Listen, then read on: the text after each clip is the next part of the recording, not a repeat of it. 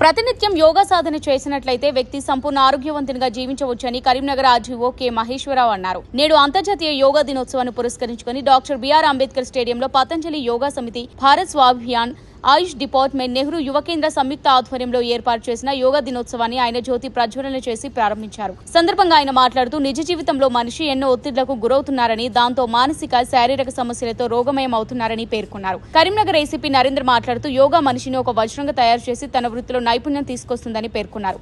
యువ భారత్ రాష్ట్ర అధ్యక్షుడు ముత్యాల రమేష్ అధ్యక్షతన జరిగిన ఈ కార్యక్రమంలో SC corporation ED Nagarjuna, DMHO Sujatha, Nehru Yuva Kendra coordinator M Venkat Rambabu, AYK programme officer Ravinder తో పాటు ఆయుష్ సిబ్బంది మరియు అధిక సంఖ్యలో యోగ సాధకులు పాల్గొన్నారు.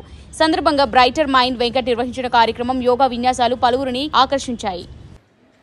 చెక్కీలు, పెదాలు,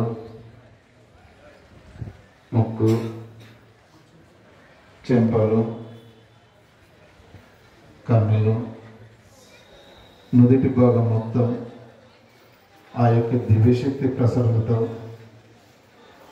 కరిగిపోతూ హాయిగా చాలా ప్రశాంతంగా అనుభూతి చెందుతూ ఉన్నారు. శిరస్సు భాగంలోని అన్ని రకాల ఒత్తిడిలు మీ యొక్క శిరస్సు నుండి బయటకు వెళ్ళిపోతూ ఉన్నాయి.